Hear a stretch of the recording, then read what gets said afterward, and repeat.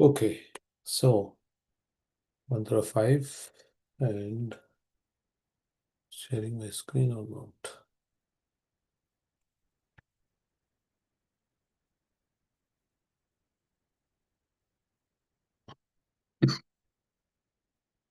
So these are very confusing.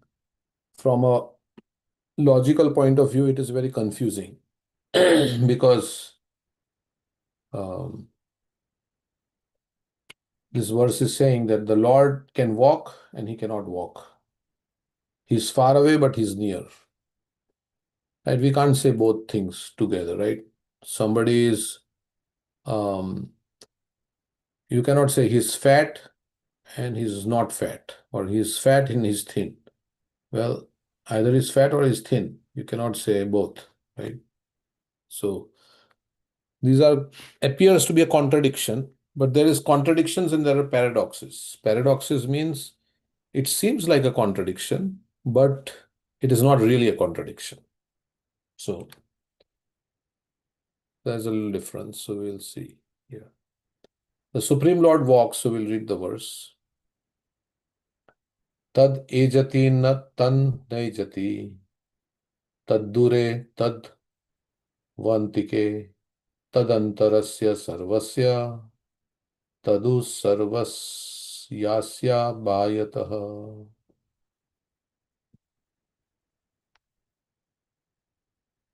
So ejati means walk.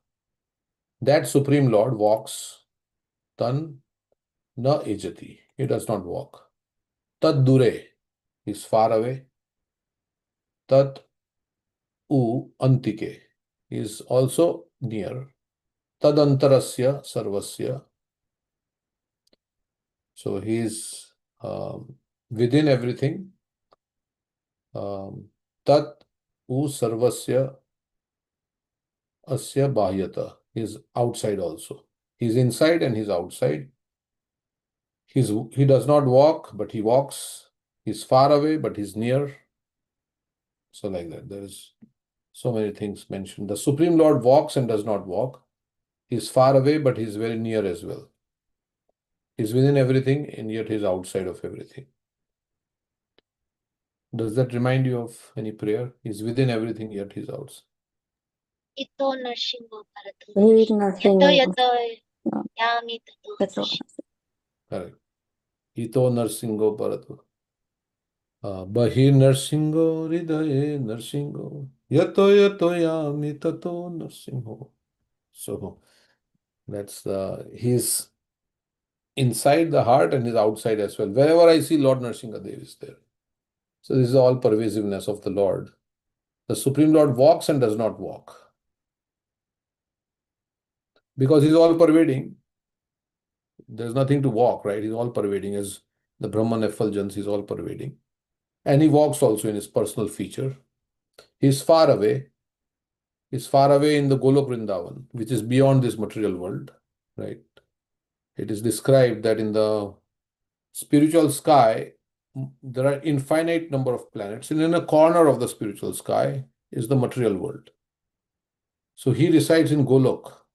Goloka eva nivasatya akhilatma bhuta. In the Brahma Samhita it is said he resides in Golok. Nivas is in Golok Vrindavan. But akhilatma bhuta, he is present in everybody. He is near because he is close to us as the Paramatma in the heart. He is right next to the Jiva. Nobody can be as close to us as the Paramatma, right? Paramatma is right next to us. So he's there in Golok Vrindavan, but he's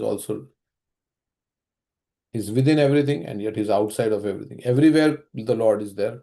Andantarastha Paramanu Chayantarastham. He's inside of everything, he's in every atom. So in this way, Krishna is everywhere. Okay, so let's see. Here is a description of some of the Supreme Lord's transcendental activities executed by his inconceivable potencies. The contradictions given here prove the inconceivable potencies of the Lord. So he is beyond logic. Like sometimes we say it's illogical. but there is something that is beyond our logic. That's why it's called adhokshaja, beyond our perception of the mind and the senses. So the contradictions given here prove the inconceivable potencies of the Lord. That's why it's called achintya, achintya, inconceivable. He walks and he does not walk. Ordinarily, if someone can walk, it is illogical to say he cannot walk. But in reference to God, such a contradiction simply serves to indicate his inconceivable power. With our limited fund of knowledge, we cannot accommodate such contradictions. And therefore, we conceive of the Lord in terms of our limited powers of understanding. So actually, the Lord is unlimited. Anantadev is reciting his glories, and since time immemorial, and he has not reached the end of the glories. He has not repeated even one, but he's speaking. The Lord's glories are ever expanding. The Lord's power is ever expanding. We can say like that. And we are tiny jivas. How can we understand? We cannot understand the Lord's power. Like a small child is trying to understand something very great, like a Nobel laureate has written a PhD paper, and a small child is trying to understand. He cannot understand. So our capacity is limited, and the Lord is unlimited. So we cannot understand the Lord. We can understand the Lord as much as He reveals us Himself to us, but otherwise the Lord is. And to understand the Lord, we have to adopt the process of Bhakti Yoga. Only when we love him, then he will reveal more about him to us. Like if you love your friend, then you will tell him everything about your life and everything. So Krishna reveals only to those who love him. Naham prakasha sarvasya yoga maya samavrita. Mudhoham nabhijanati loko mamajam avyayam. In the Bhagavad Gita, Krishna is saying, I am not revealed to the unmanifest. I am unmanifest to the foolish, Mudha. Why? Because they don't want to know him. So he does not reveal himself. So Krishna is not revealed to everybody and anybody, but only those who are interested in him, Krishna reveals. Like we don't go and tell anybody on the street, oh, this is my bank balance, this is my hobby, this is my difficulty, I have this problem. You don't go and tell pick up anybody from the street and just tell him about your life. You consider crazy, right, to tell like that. But you will tell your wife or your husband or your son or daughter or parents like that because there is a relationship. So Krishna says in the Bhagavad Gita, you can know me only through bhakti. Bhaktya mam abhijanati yavan yashashmi tatvatah tato mam tatvato gyatva vishate tadanantaram. Only through bhakti you can know me. You can enter into the mysteries of my understanding. Like that Krishna says. Only through love. Krishna reveals only through love. So when we have a desire to love him, then Krishna will reveal. Otherwise, we cannot. So, for example, the impersonalist philosophers of the Mayavadi school accept only the Lord's impersonal activities and reject his personal feature. But aren't we limiting God if we say he has no personal feature? No, if he is complete, he should have both personal and impersonal aspect. So they only accept the Lord's impersonal activities and reject his personal feature. But the members of the Bhagavad school, adopting the perfect conception of the Lord, accept his inconceivable potencies and thus understand that he is both personal and impersonal. The Bhagavatas know that without inconceivable potencies, there cannot be no meaning to the word Supreme Lord. So he is personal and impersonal. So he has a personal aspect and impersonal. 1 minute.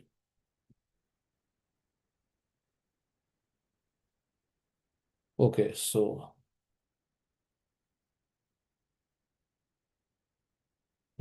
that is what it is. Krishna also tells Arjun, Yad yad vibhutimat sattvam Srimad urjitam eva tattadeva vakchatvam mama tejo ansha sambhavam. What I have described to you in the Bhagavad Gita is only a spark of my splendor. My power is unlimited. What can you know about me? So God is unlimited. We cannot understand God fully.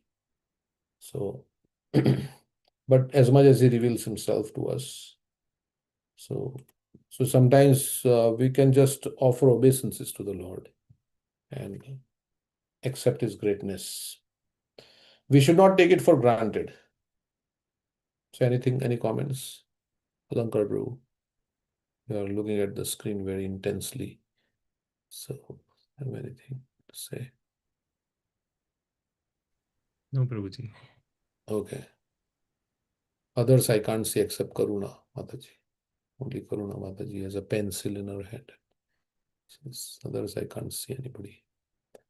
We should not take it for granted that because we cannot see God with our eyes, the Lord has no personal existence.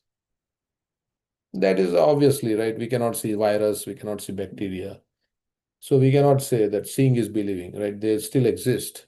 Sri Isopanishad refutes this argument by declaring that the Lord is far away but very near also.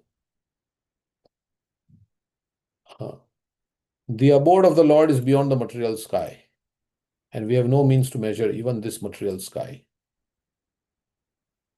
We don't know where this universe is, and beyond parasta smatu bhava anyo vyakta vyaktat sanatana yasa sarveshu bhuteshu nashyatsu na vinashyati.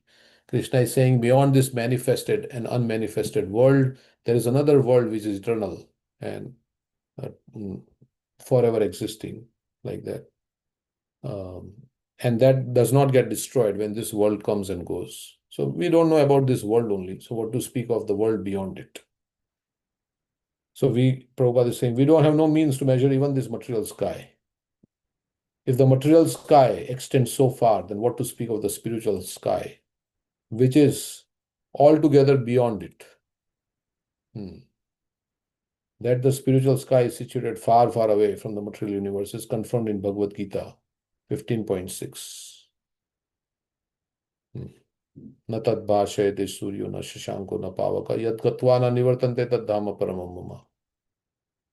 So it is beyond this universe. That sky doesn't need sunlight, doesn't need moonlight, doesn't need fire or electricity. Like that. One who goes there never comes. But despite the Lord's being so far away, he can at once, within less than a second, descend before us with a speed swifter than that of the mind or wind. So Krishna can travel so fast. You may think he's in Golok Vrindavan in spiritual sky. Can he come here if I have a problem? Yes, he can come. He can come very fast. He can also run so swiftly that no one can surpass him. This has already been described in the previous verse. So basically, nobody can surpass the Lord in anything. Even in cheating, Krishna says, nobody can surpass me in cheating. So he is supreme in every respect, in running, in walking, in cheating, in power. Yet when the personality of God comes before us, we neglect him. Okay, so we don't recognize him when he comes before us. Who rejected like that? Duryodhan, right? Duryodhan rejected.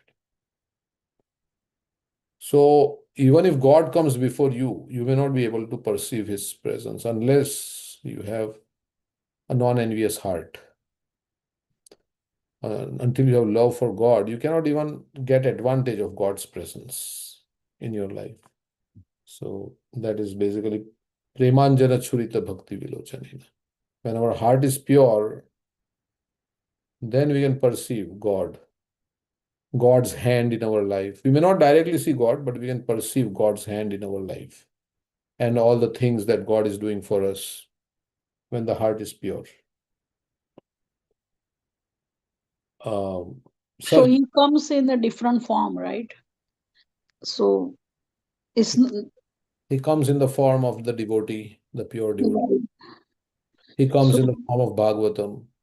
He comes in the form of the holy name. Yeah, so there is different ways. He comes in the form of the deities. So in different ways he comes in our life. So we may not be able to recognize him. We may take him for granted. So like Bhagavatam, we have Bhagavatam. If we may take it as just another book, but no, this is God in the holy name. We may just take it as some mantra, some sound vibration. No, this is God, but this is God in the sound vibration. This is God. We may take the deity as a statue. No, this is God in the deity form. So like that, everything we can minimize or we can, yeah. So such foolish negligence is condemned by the Lord in Bhagavad Gita. That is avajananti mam muda manushim tanumashritam param bhavam ajananto mama bhuta maheshwaram. Fools deride me when I descend in the human form. They do not know my transcendental nature as the supreme Lord of all that be. So we say Duryodhan could not recognize Krishna because he was envious. So to perceive things in spiritual life requires qualification, and qualification is purity of heart. The more you are pure in heart, the more you can perceive or you can understand and you can actually, act on it. So like this morning we were reading about, Prabhupada was talking about bodily conception of life. Right? When we have impure consciousness, we are in the bodily conception of life. But when we are in pure consciousness, then we realize I'm not this body, I'm the soul. Like that. So he was describing the different levels of consciousness: Annamoy, Pranamoy, Jnanamoy, Vijnanamoy, and Anandamoy. So there are different levels of consciousness. In Taittiriya Upanishad, it is described. We read an article about this. Annamoy means that level of consciousness in which we want to eat everything. That's the baby consciousness in which we want to put everything in the mouth. We are only concerned with eating. Pranamoy means we want to exist. We are happy existing. Jnanamoy means we ask about some philosophical questions. Who am I? Why there is this universe? Why am I here? Vijnanamoy means to understand that I am not this body, I am the soul. To have some realization and our relationship with Supreme, and then to act, and then you get pleasure is Anandamoy. So there is different levels of consciousness. So like that. So where he says that the foolish deride him, considering him a mortal being. He is not a mortal being, nor does he come before us with a body produced of material nature. Prabhupada is saying he has a spiritual form, so he doesn't have material body, although he appears to have a material body and he feels hungry, he feels thirsty, and when he is wounded, there is blood coming out from his body. So it seems like that he has a body that is made up of matter like us. But that is only because he can relate with us. We can have emotions for him. That's why. But otherwise, God cannot be wounded, right? Because he has a spiritual body.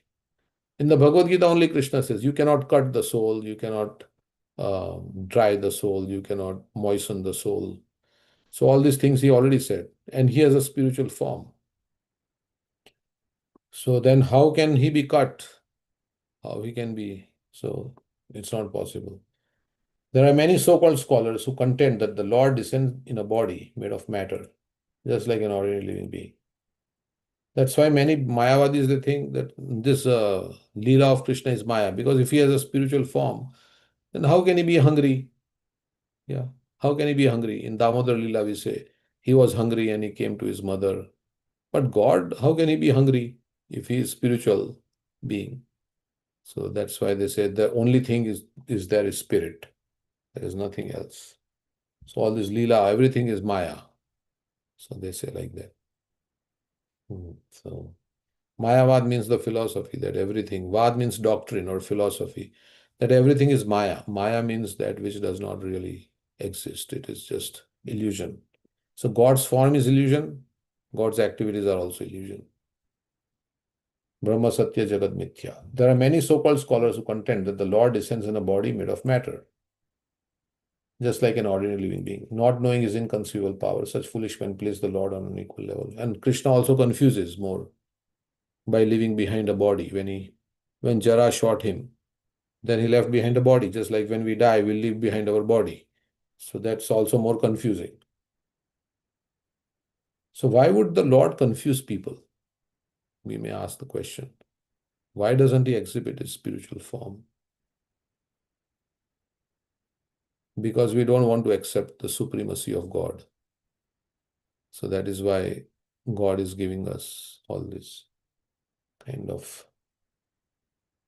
And because also he has to relate with his devotees. So the devotees should have some emotions. Arjuna was having so much emotion when Krishna was getting shot by the arrows, right? That, oh, Keshav is getting hurt, right? This feeling like that. So, or Yashoda has so much emotion. Oh, my Gopal is hungry. I have to cook. So she cooks 8 times a day. Okay, because it's full of inconceivable potential. That is why it is difficult to understand all this Leela. That's why Krishna says, Janma Karma Chame Divyam. Oh, it's very difficult to understand my Leela because it does not reconcile with the philosophy of the other philosophy that, oh, God has a spiritual form. And how can spiritual form experience any kind of distress or hunger or thirst or any wounds? But yeah, this is there because to have a loving relationship, to devotees can express their emotions. So because he's full of inconceivable potencies, God can accept our service through any sort of medium, and he can convert his different potencies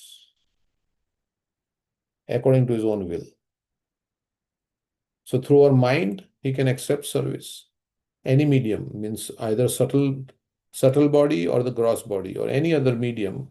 Like, of course, we know gross through our body we offer, but through our mind also he can accept service. And he can convert his different potencies according to his own will. He can make anybody from anything. He can convert one energy into another energy like that. Non-believers argue either that the Lord cannot incarnate himself at all, or that if he does, he descends in a form of material energy. Okay. So those who are atheists, they say, oh, God does not come. Or if he comes, he comes. The Brahman is transformed into God, like, or different forms, but ultimately it's Brahman, which Krishna refutes in the Bhagavad Gita. Avyaktim vyaktim apanna manyate mam abuddhaya. He says, the abuddhaya, those who don't have buddhi, they think I was unmanifest or impersonal before. Now that impersonal has accepted a form. Avyaktim vyaktim apanna manyate mam abuddhaya. Param bhavam ajananto mama anuttamam avyayam. These arguments are nullified if we accept the existence of the Lord's inconceivable potencies. Then we will understand that even if the Lord appears before us in the form of material energy, it is quite possible for him to convert this energy into spiritual energy.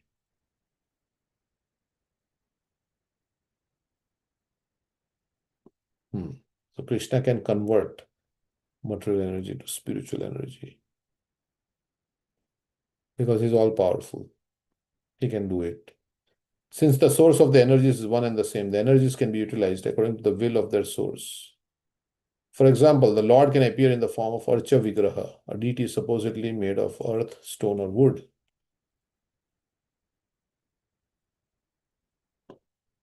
So he is present in the deity form, or the deity is his form. Deity is the Supreme Lord. Deity forms, although engraved from wood, stone, or other matter, are not idols as the iconoclasts contend. Iconoclasts are those who don't accept deity worship. So they're not idols. They are the Supreme Lord himself. Okay. Any comments so far? So we know on the acceptance of the invitation from a pure devotee, Pran Pratishtha happens and all this. The Lord agrees to reside in the deity form so that we can render service. Because the Lord is spiritual, we cannot see spiritual things. So the Lord comes in the spiritual, in this deity form. Prabhupada gave the example of post box, right? Post box, if it is authorized by the government, is as good as the post office. Because you don't have to go to the post office to mail your letter. If there is a post box which is authorized, then you can mail in the post box and it will still reach its destination. So Archa Vigraha is not idol worship. We don't say idol worship, we say deity worship. Because it is an authorized form of the Lord, made according to the scriptural directions. And all the ceremonies are done, pran pratishtha, and then because of that, the Lord has actually advented himself, or is manifested as the deity, so that we can relate to him. And the deities have reciprocated also. Many stories we have, histories. Sakshi Gopal, then Khirchor Gopinath, and in the pastime of Raghunandan, half-eaten laddu, that also the deity has reciprocated. Karmabai ki khichdi. Karmabai ki khichdi. Yeah, she was offering khichdi, and Jagannath, they opened the altar and they saw some khichdi there. So this boy was coming. So like that, so many ways deity. Yes. Huh? Prabhu, in Udupi also, the Krishna gave the darshan to the one of the devotee by turning himself to the place where he is. That devotee is not allowed to get in, but he turned himself and showed his presence. Yeah. Yeah. So And Narsi Mehta. Mehta, I don't know which deity manifested. You can tell. Oh, no, not deity actually, but Lord gave him darshan. Hmm. Even Tota Gopinath. Tota Gopinath sat down for Gadadhar. Yeah. Geet Govind also, Jagannath came. Oh. Okay, so yeah, so deity is not different like that.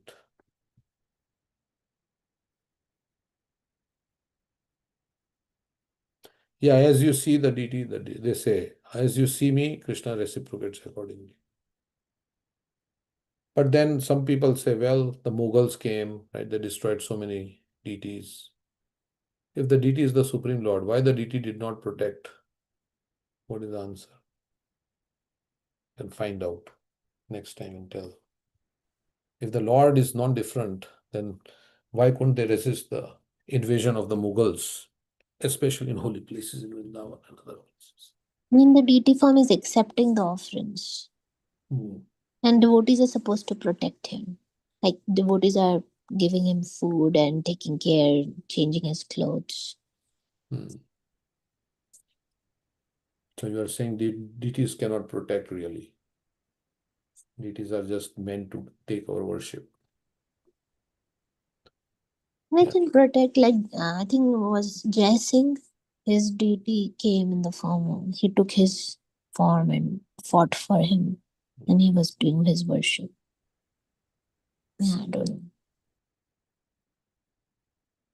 Okay. Sometimes the deities can protect, sometimes they cannot. So they don't protect themselves. Like so many deities were destroyed, right, by Aurangzeb, or I don't know the history who destroyed, but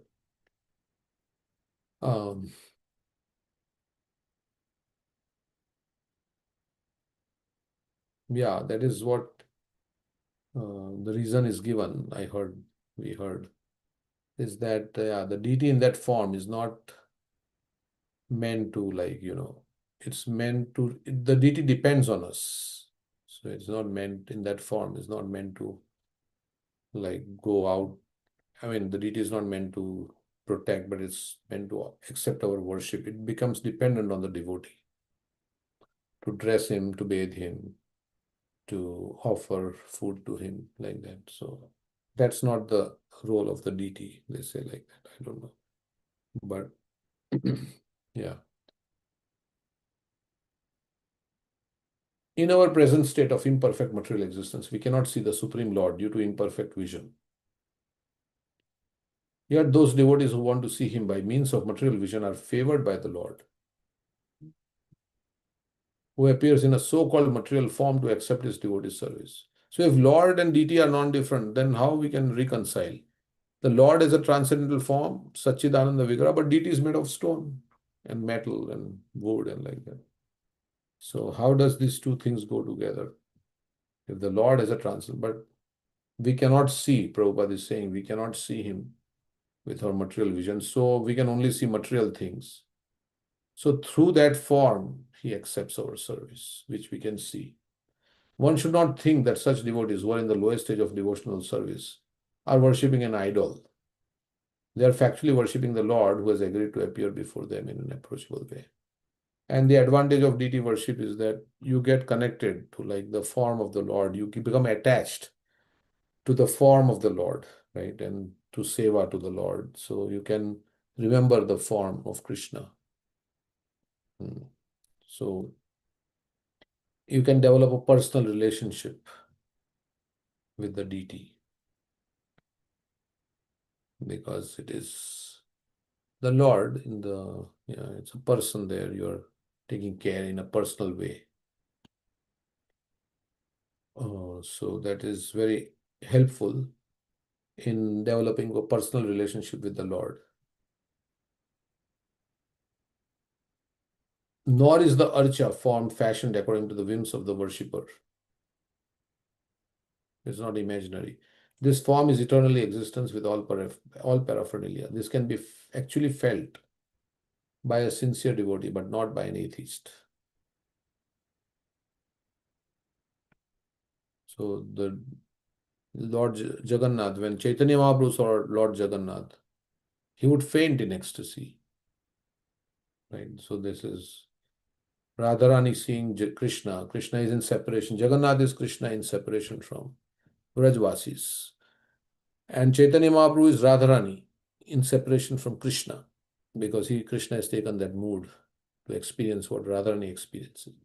So both are seeing, and then Chaitanya Mahaprabhu is not seeing Jagannath as merely an idol, but he's seeing that, oh, this is Krishna himself here standing. So you may say, well, some people may say it's just hallucination. Somebody is hallucinating in their mind, they're thinking like that. The atheist may say like that.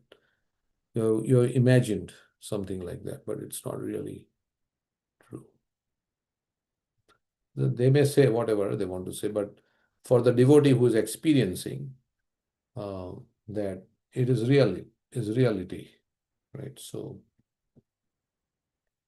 in Bhagavad Gita 4:11, the Lord says that how he treats his devotee depends on the devotee's degree of surrender. Yatha mam prapadyante. The Lord reserves the right not to reveal himself to anyone and everyone, but to show himself only to those souls who surrendered to him. So if you dedicate yourself to God, then God will reveal more about him to you. And if you fully surrender, then he will reveal so much more to you. Depending on your level of surrender, Krishna will reveal himself. So surrender means, what is surrender? Surrender means doing things that are favorable, rejecting things that are unfavorable, and completely dedicating oneself. Atma nikshepa karpanye, right? Atma nikshepa means completely dedicating everything for the Lord's service. That's Atma nivedanam. Fully dedicated, right? Everything, body, mind, words, money, energies, everything completely dedicated. Then the Lord will, Prabhupada, that's a pure devotee, fully dedicated to the service of the Lord, depending on the Lord and always working for the Lord's mission, that is to save the conditioned souls. So like that, that's a pure devotee. Without any personal thing, just doing it for the Lord's sake. That such a devotee fully realizes the Lord. Because we are fully surrendered. You are partially surrendered, we have some partial realization. Thus, for the surrendered soul, he's always within reach. And because they have dropped everything else for the Lord's service, the Lord takes special care of them. Ananyas chintayantu mam. Like there is, what is that verse in the, they've given up all other engagements. That's the quality of the Tad Vikyanartham Sagurum. What is the other verse? Tad Vikyas Brahmanishtam.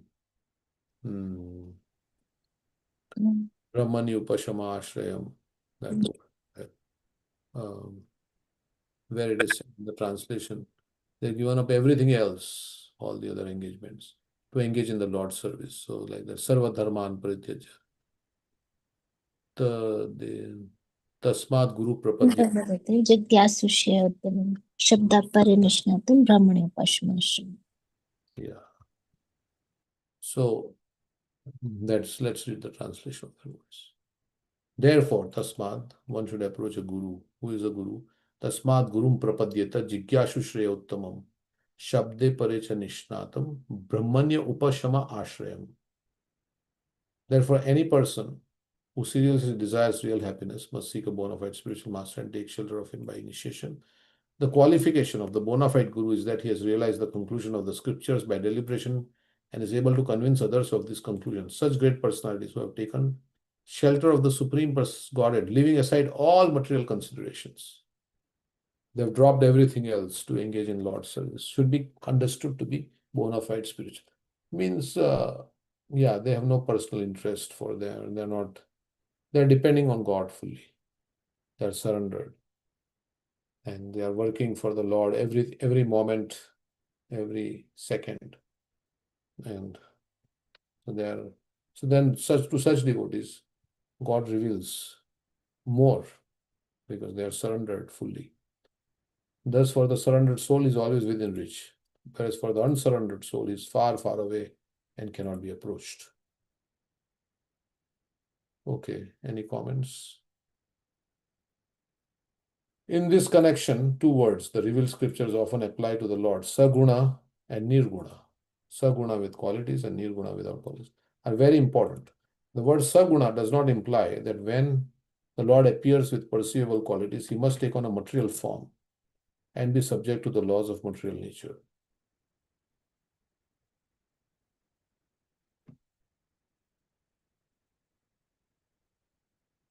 For him, there is no difference between material and spiritual energies because he is the source of all energies. So some people say he's Nirguna, without qualities, but Prabhupada would say Nirguna means he's without material qualities. Saguna means he's full of qualities, he is full of transcendental qualities, like that. For him, there is no difference between material and spiritual energies because he's the source of all energies.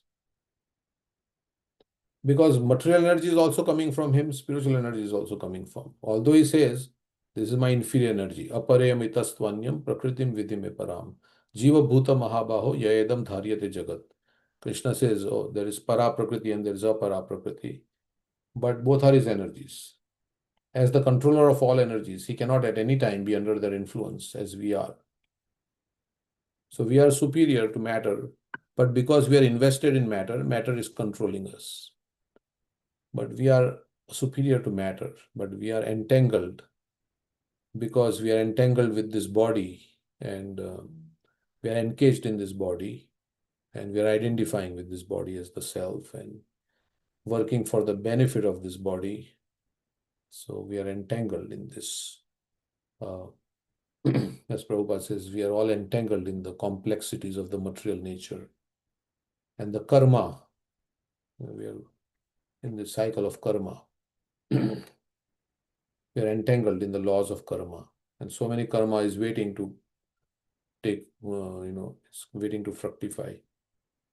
So much karma in our life. So as the controller of all energies, he cannot at any time be under their influence as we are. The material energy works according to his direction, therefore he can use that energy for his purposes without ever being influenced by any of the qualities of that energy. So material energy has three, like Sattva Gun, Rajogun, Tamogun, and they are all under Krishna's. So he does not get affected by anything he does. Whether we do something in Sattva Gun, we get affected. We do something in Tamogun, we get affected. But the Lord does not get affected by anything. Whatever work we do, we get affected, right? If we do like some sense gratification work, our consciousness gets affected in certain way. So, nor does the Lord become a formless entity at any time, for ultimately he is the eternal form, the primeval Lord.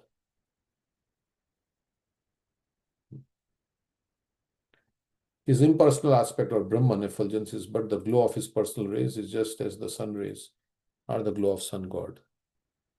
Brahmano hi pratishtaham. In Bhagavad Gita, 14th chapter, Krishna says, Brahmano hi pratishtaham. I am the source of the impersonal Brahman. So Brahman is the all-pervading impersonal aspect of the Lord. And that is the impersonal. Okay.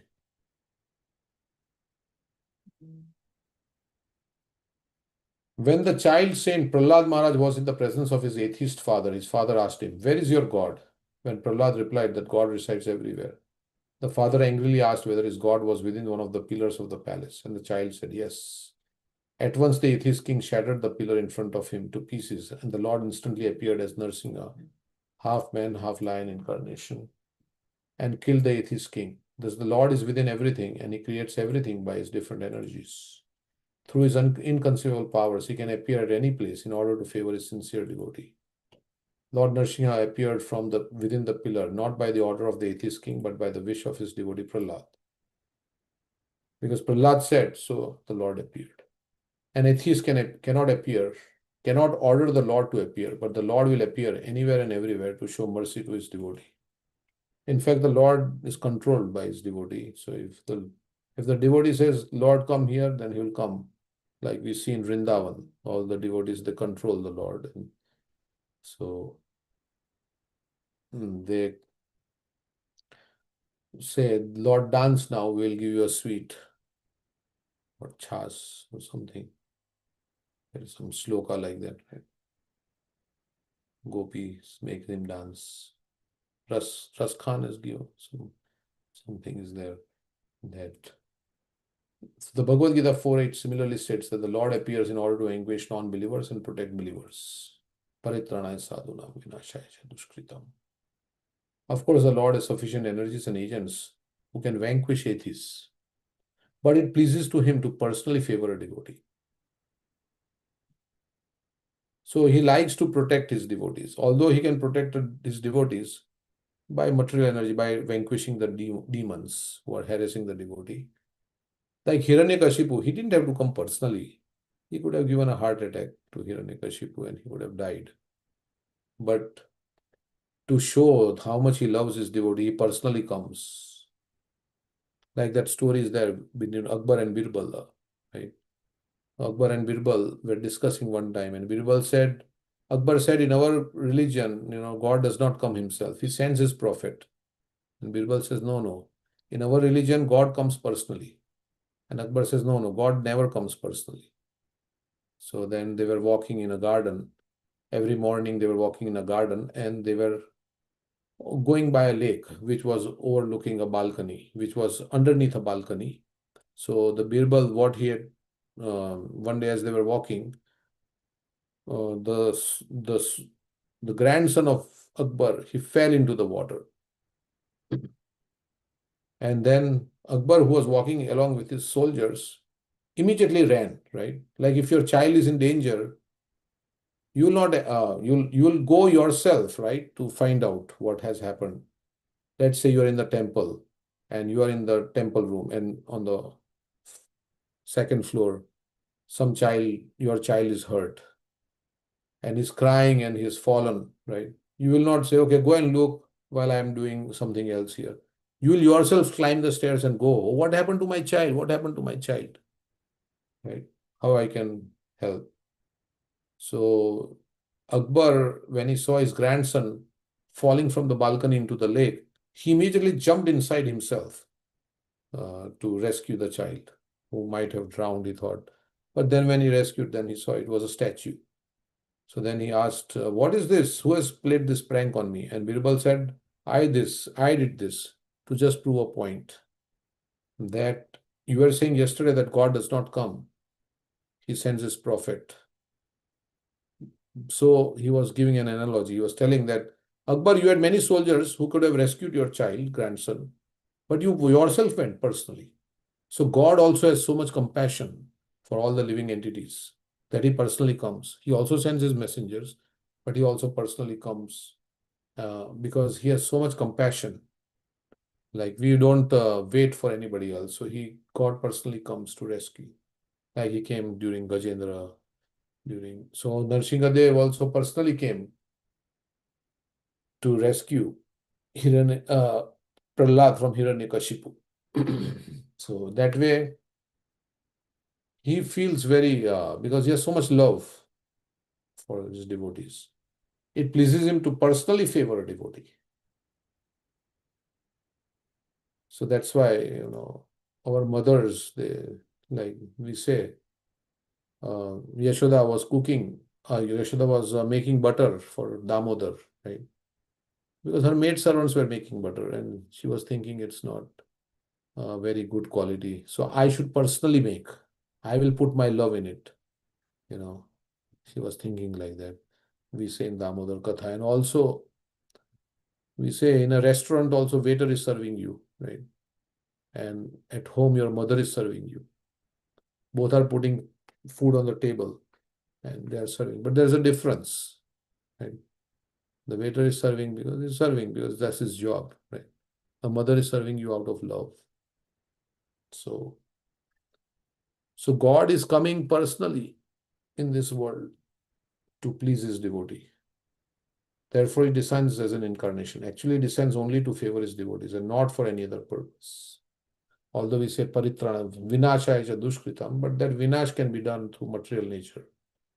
And we'll just finish this. In the Brahma Samhita 535, it is said, Govinda, the primeval Lord, enters everything by his plenary portion.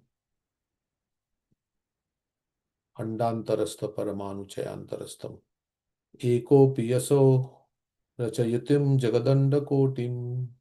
Yachaktirasti jagadanda chayadanta. Andantarastha paramanu chayantarastham. Govindamadi purusham. Okay, so he has come as Antaryami. So Prabhupada is explaining how is inside everything, outside everything is far away, but he's present here also. He enters the universes as well as the atoms of the universe, is outside in his Virat form, and is within everything as Antaryami. As Antaryami, he witnesses everything that is going on. He awards us the results of our action as karma phal. So Chaitanya Mahaprabhu knows everything as the super soul in everybody's heart. When Vasudev leper came to Kurmashetra, Chaitanya Mahaprabhu had already left. But Vasudev wanted to meet him. And Chaitanya Mahaprabhu came back because he knew the desire of Vasudev. How? Because he is present in the heart. Chaitanya Mahaprabhu is present in everybody's heart. So he knows everything. So he came back and he embraced Vasudev leper. Like that. So he knows everything. That brahmachari who was hiding in Srivas Thakur's house, he came to know that somebody is there who's not supposed to be here. Even nobody told him. And he also knew the mentality of the brahmachari because he was thinking, I'm very austere. I can attain the Lord by my austerity. So like that, Mahaprabhu recognized that he had some kind of pride like that I'm only drinking milk and things like that. So then Mahaprabhu says, get out. And then afterwards, when the brahmachari was going away, then Mahaprabhu said, bring him in. Why? Because now the brahmachari was feeling that, oh, I am so fallen, but I'm so fortunate that I got to see the Lord dance for a moment, for some time, by the mercy of Srivas Thakur. But I'm so fallen that the Lord did not. And then as soon as he became humble in his heart, then the Lord said, bring him in. So right in a matter of moments, right? I mean, maybe some minutes. So the Lord is knowing everything that is going inside our heart. So we should become pure internally, like that, uh, so that the Lord is pleased with us. As Antaryami, he witnesses everything that is going on and he awards us the result of our actions as karma phal. We ourselves may forget what we have done in previous lives, but because the Lord witnesses our actions, the results of our actions are always there, and we have to undergo the reactions nonetheless. So Krishna is the witness, Upadrashta and Anumanta. The fact is that there is nothing but God within and without. Everything is a manifestation of his different energies, like the heat and light. So Sarva Khalvam Idam Brahma. This is Mayavadi's use. Everything is Brahman, because everything is God's energy. Everything is a manifestation of his different energies, like the heat and light emanating from a fire. And in this way, there is oneness among his diverse energies. Although there is oneness, however, the Lord in his personal form still enjoys unlimitedly all the pleasures enjoyed minutely by the tiny part and parcel living entities. Although there is oneness, however, the Lord in his personal form still enjoys unlimitedly all the pleasures. So, okay. So he has different, he's same and different. Achintya Bheda Bhed. So any comments on this verse, the purport we read? Prabhuji, I didn't understand this last paragraph, Prabhuji, about this oneness among his divine diverse energies. That oneness point I didn't really understand, Prabhuji. What does it mean? The oneness means he's one with energy and energetic are one, but they're also different. Like sunshine and sun are one, means they both sun, you could say, but they are not the same also. So in that sense, the jiva is also part and parcel of Krishna. It's also sample Krishna, but not same, right? So there is oneness in quality, but difference in quantity. So the Lord in his personal form, we are also Krishna, but there is also his personal form in which he enjoys all his activities, all his pastimes. Just like we enjoy, Prabhupada is saying, all the pleasures enjoyed minutely. We are enjoying in a minute degree. And then Krishna is enjoying unlimitedly because he is the supreme. Yes. So, like that. So, I don't know if it makes sense or you want further some clarification, we can talk. So, it is the philosophy of Achintya Bheda Bhed. We are one, but we are different. Is a very crucial point in our philosophy. To understand that energy and energetic are same, but at the same time they are different. Is that okay? Or no? Yeah, Prabhuji. Now I understood, Prabhuji. Thank you. So, Prabhu, just adding on that, Prabhu. So, Krishna's energy is in everything, right? Every atom, he is there. He may not be there in the form of Krishna. He is in the form of what? Shirodaksha Vishnu? Paramatma, like that. Paramatma, super soul. But then we also said that there is a difference between matter and soul. So matter, like table we hit, it doesn't feel anything. But if Krishna is there in every atom, doesn't what is the purpose of having that, having that form aspect of God in some matter where there is no soul residing? Because we wanted to enjoy, so Krishna has given us all this body made of matter, and it's a facility for us to, like, we have table, we have chair, we have all the iPhones by which we can enjoy so many material things. So in the spiritual world, there is no matter, right? So here there is matter because we wanted to enjoy, we wanted to dominate matter. So like that. So that's why there is all this. But matter, yeah, go ahead. Yeah, so matter is there, Hmm. true, but why super soul resides in the matter? Um, yeah, why is super soul present in matter? Because they say without Krishna, nothing can, all the laws of material nature, everything, nothing can work without Krishna's presence. So we have all these laws by which we are enjoying life, right? You're driving your car, you're going on vacation in your car. There are laws that are working, but it is because of Krishna's presence. You can say the laws are working and they are working precisely. So matter on its own. So it's Krishna's presence that makes, like he says, I enter into the orbits of the, and like the earth is moving because, like in the Bhagavad Gita, it says like that. What is that verse? And everything is happening, all the laws and everything. Of course, you may say why he has to be present personally. Can't he do it without his presence also, right? You can say like that. But that is a Brahman aspect, right? Even material things, Paramatma is not present in material things. It's a Brahman aspect. Brahman, Paramatma, and Bhagwan. Brahman feature is the energy of Krishna. But Guhyapan, Parmanu Chayantarastham, how is that translated? every atom, Krishna is present. He can be present in form of his energy. That is Brahman aspect. Hmm. Earth, water, fire, air, ether. These are energies of Krishna.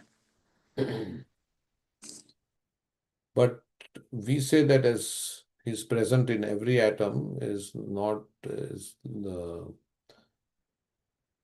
like here as Prabhupada says, maybe he manifested from the pillar. Um, yeah, the child said yes. And so why is Krishna present in matter? That's basically the question. With living entity, you can understand he says Paramatma. But why is he present in matter if he is present or he's not He's present? present in the form of his energy. It's partial manifestation. Yeah, that is Paramatma, we say, is the partial manifestation of. Brahman also has this a Sat feature. In non-living things, it's a Brahman aspect. Yeah, Brahman is like the all-pervading energy, yes. So, but then, Don't we say that if Krishna is present, then that thing grows? Then there are the 6 stages of growth is there. If the super soul is present, like when the Krishna comes in the womb of the mother, then that keeps growing. But the material things are not growing. hmm, let's see what Prabhupada says about this. Krishna is within every atom. There is a lecture by Prabhupada, but okay, let's look at some of the quotes of Prabhupada. Krishna is present everywhere, not only within the universe, not only within the heart of all living entities, but also within every atom.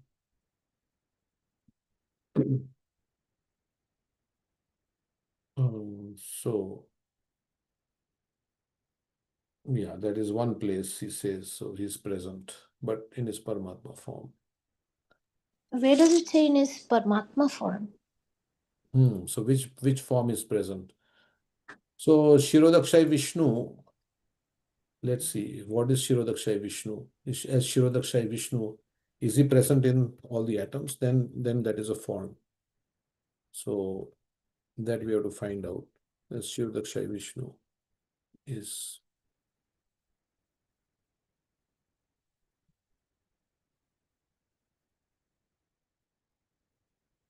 Or is he? So here, because Shirodakshay Vishnu is the form, right? Vishnu as Shirodakshay enters into the hearts of all living entities as well as into all material elements, including the atom. So it doesn't say Brahman here, it says Vishnu as Shirodakshay. So from him, this is Krishna book. Vishnu as Shirodakshay enters into the heart of all living entities as well as into all material elements, including the atom. The Brahma Samhita says, Andantarastha Paramanu Chayantara. The Lord is within the universe and also within every atom. But here it says Vishnu as Shirodakshay. So in that feature is present. Okay. Why are the things not growing then if the Krishna is present? Why they appear dead? Because there is no soul. But then Shirodakshay Vishnu is present, right? So then it So doesn't. Hiraksha Vishnu isn't his role is to observe. It's not to but Jiva makes, of course, it's maybe both, but Jiva also is required, right, for any sort of animation. I mean, it's ultimately the Supreme Lord's presence. Of course, wherever there's Atma, there has to be Paramatma also. So the soul is there, that's why the body grows. But you may say, well, there is no soul in the matter, right? So then, but there is super soul, as Shirodakshay Vishnu, then why doesn't it grow? But it's not necessary that every time it has to grow. Um, but Jiva has to grow because it has to manifest a body by which it can fulfill its desires. Matter doesn't have to grow to fulfill any desires. So Anyway, this we are thinking all this. So, but why is he entered into everything as Shirodakshay Vishnu? That is the question. What is the need? Okay, we have to go, but now it's 10:35. So we'll continue next time. Thank you, everyone. Hare Krishna. Let's see you. Thank you, Prabhuji. Thank you, Prabhu. Hare Hare Krishna. Hare Krishna. Thank you, Thank Prabhuji. you, Hare Prabhupada. Krishna. Hare Krishna.